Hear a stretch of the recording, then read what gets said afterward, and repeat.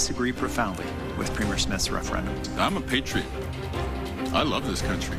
We're very conscious of the fact that 700,000 citizens signed one of two petitions wanting to have this question. The leaders of Canada's western provinces have wrapped up a series of meetings. The meetings, though, overshadowed by talks of a separatist referendum. And CTV News has learned former Environment and Climate Change Minister Stephen Guilbeault will resign as a member of Parliament because of concerns of climate policy rollbacks. We are putting forward a precautionary approach to ensure the safety and security of Canadians. And new changes are on the way for travelers who've been to Ebola-affected regions. This as Ottawa tightens its health and safety rules. Good evening, I'm Karen Dillon. Thanks for joining us this hour. You're watching CTV News Channel. We begin in Alberta, where the premiers of Canada's western provinces have just wrapped up a two-day conference. The conference, though, was largely overshadowed by conversations around a growing separatist sentiment in Alberta. The conference kicked off on Monday and ended today. It included discussions around trade barriers and U.S. tariffs. But the big issue on the table was Alberta's upcoming question of separation on its fall referendum. Speaking to reporters today, Manitoba Premier Wab Kinew said Alberta Premier Danielle Smith has a duty to consult Canada's First Nations and Indigenous communities when making decisions. I'm a patriot.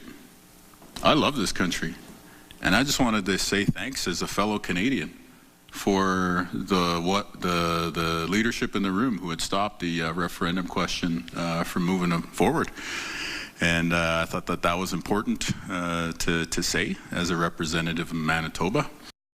Meantime, BC Premier David Eby had some choice words regarding the separatist referendum.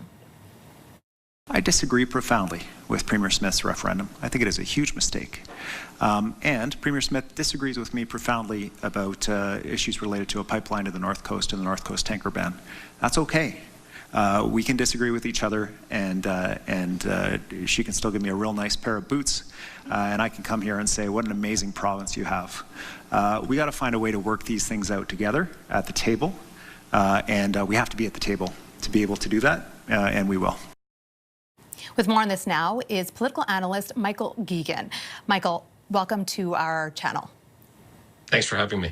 Okay, so we saw some tense moments between the premiers this afternoon during that final press conference. Maybe that's to be expected, or did you feel that the Alberta separation question really heightened things? Oh, the separation question, without a doubt, heightened things, but there's still political games being played. Like for David Eby to describe this as Premier Danielle Smith's referendum, no, that's a misnomer. That's political game playing. It's the people of Alberta, hundreds of thousands of them, who signed a petition who said we want a referendum. And what she's done very shrewdly is saying, okay, because we've had a somewhat questionable court ruling, we will put forward a referendum to have a referendum. So if the majority of this referendum that will happen this year will put the question to all the Alberta voters, do you actually want to begin the process of separation?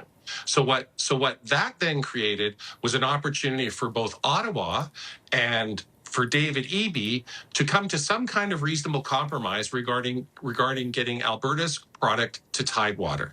So they have the opportunity to do statecraft or play political games. And sadly, right now, as has been traditional, the political games prevail. Okay, Michael, I want to ask you, we've been talking a lot about this separatist referendum, and we know that it did overshadow this conference. But I want to ask you about some positive. Did the premiers manage to align on any other major issues? What about energy policy or interprovincial trade? Well, yes, I think there's a sincere commitment by the Western premiers to reduce interprovincial trade barriers. And I think that's historically been the case. When we've run into interprovincial trade barriers, it's usually been Eastern Canada, Quebec, or Ontario that has been problematic. But with the Western premiers, I think there's always been a recognition that we all economically prosper if we can freely trade as provinces within each other, but that is a challenge because there's differing liquor control regulations and laws, etc. So, but yes, there was some progress made in that area, and that's good to see. So after the conference, do you think that the Western premiers appear more unified, or do you think right now there's more divisions? I think we have a real question of whether or not Confederation works as long as you have a British Columbia premier that is putting politics ahead of statecraft. So that is the problem. I think if there was a change in government in British Columbia, I think we would move forward with some kind of reasonable compromise with regards to pipelines. And let's keep in mind the pipelines, whether they're natural gas or Alberta bitumen or preferably refined oil and gasoline. Those are lead directly to high-paying jobs, economic growth, and quite frankly, a stronger Canadian dollar. There's a benefit to all Canadians, but I think we're locked up right now for political reasons, and that's sad to see. Okay, Michael, we're going to have to leave it there. That is our time. Thanks for joining us. Thank you. That's political analyst Michael Geegan.